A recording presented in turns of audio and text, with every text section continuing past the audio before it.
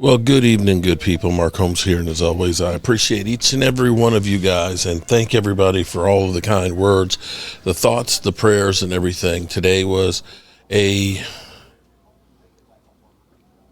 very difficult day and a very beautiful one at the same time. It's never easy saying goodbye to a loved one, but this one was definitely full of a lot of love. And seeing my family and getting all of the condolences and everything else that we got today was wonderful. And I have I've been working hard because I had to do the eulogy and I had to do the obituary. And you guys know how bad I am at reading out loud, but I worked on it all week and I've got that done, and I think I did a pretty good job of it. And now it is time for me to start focusing in on the Dallas Cowboys draft. 2 weeks from today, we'll already have our first round pick, and we'll be getting set up right about now for our second round. And so I've got to get my nose to the grindstone. I've got kitchen cabinets I've got to get out here and get built and stuff. I have to get back to life and back to reality. Speaking of back to life and back to reality, Kellen Moore might be having some problems here and may have a major wrench thrown into the system. What? Yeah, Super Bowl. Yes, yes, it is. God, thanks, Mike. Yes, Super Bowl winning coach Kellen Moore. All of a sudden has a major problem here because Derek Carr, apparently is a car crash. Derek Carr is now dealing with a shoulder injury that threatens his availability for the season, sources say. Carr is weighing options, including a possibility of surgery. And so that's from Ian Rappaport. Well, the question that may be, this is the thing that's interesting when you start going to the draft is, mock drafts. I don't do mock drafts. First of all, I have a deal with my wife because I do spend a lot of time with the NFL. There's no ifs, ands, or buts about it. Whether you like me or what I do or believe in what I do, I still spend a lot of time during the season and off the season on football. And when I do something, I like to do it completely or I don't do it at all. And so the problem for me is, or with relationship and having a wife is, she's like, if you were to do baseball or basketball or something like that and do it the same way, she's like, no, we couldn't be married. And as much as I love sports and everything else, I love having my wife. I love my wife. So we keep it to the NFL. So I don't know all of the prospects. And the reality is with mock drafts, and we have all these mock draft experts.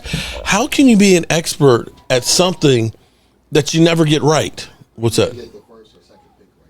Yeah.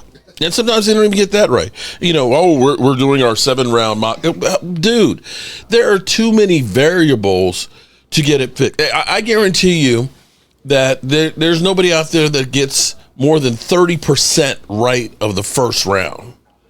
And there's no way in hell you're getting the 7th round pick. I guess if you put out 100 mock drafts and you compile them all together, you could say, well, I said that this team was, I was right there. Okay. It's bullshit. And I ain't got time for bullshit. Okay. Because things like this happen because now you may have been looking and saying, if you're in New Orleans and saying, there's not a lot of great quarterback prospects in here. We got Derek Carr. He'll be our starting quarterback. We'll start with him, and we'll look next year. Maybe next year there's going to be more quarterbacks out there, right? And you've waited around and saying, we're good with Derek Carr. You haven't signed any of these other journeyman quarterbacks that are out there. Now, all of a sudden, 11 days from the draft, you're sitting there thinking, we got the 9th pick, and we may not have a quarterback. So this is going to change what they do, possibly, in the draft. So if somebody like Shedeur starts falling, it may be that you start saying we might need to take a flyer on him or one of the other quarterbacks. Might also be Saints might be an approved team. Yeah. They might fall to the Saints. Right. But now you also have, because of Aaron frickin' Rodgers, who has been trying to figure out if he is going to play for the Steelers, and some people believe he's just waiting for Minnesota. He doesn't really want to sign with them,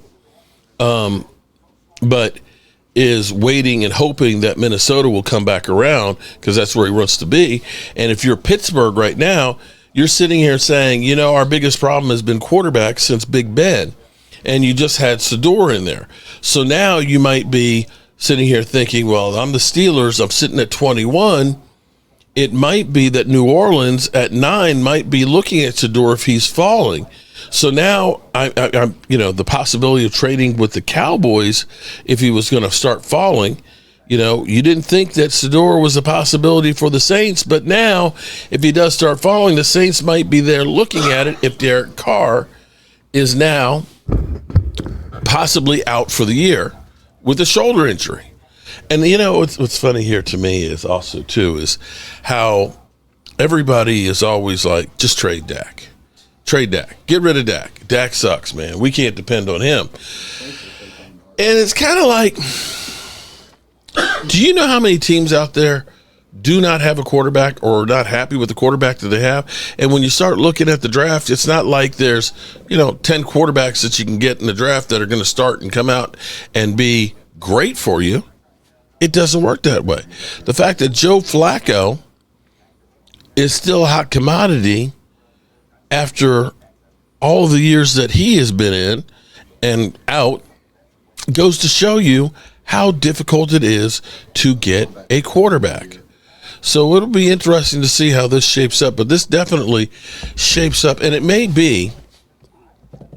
be helpful for the Cowboys because now you're going to have 2 more teams that might possibly be trying to get a quarterback before you. And so as we're sitting here at 12, let's say 3 quarterbacks go in front of us, okay? That means there's only 9 other picks that are left out there. Left tackles are going to go. Left tackles are going to go, and some of the receivers. But people may be that you're thinking won't be there will now fall because of circumstance of now all of a sudden I've got a need I got to fill in the draft. So, yeah, it's going to set up to be really, really interesting how this goes. I don't know that anybody knows how this draft is really going to go beyond maybe the first couple of picks. I mean, Cam Ward will be the number 1.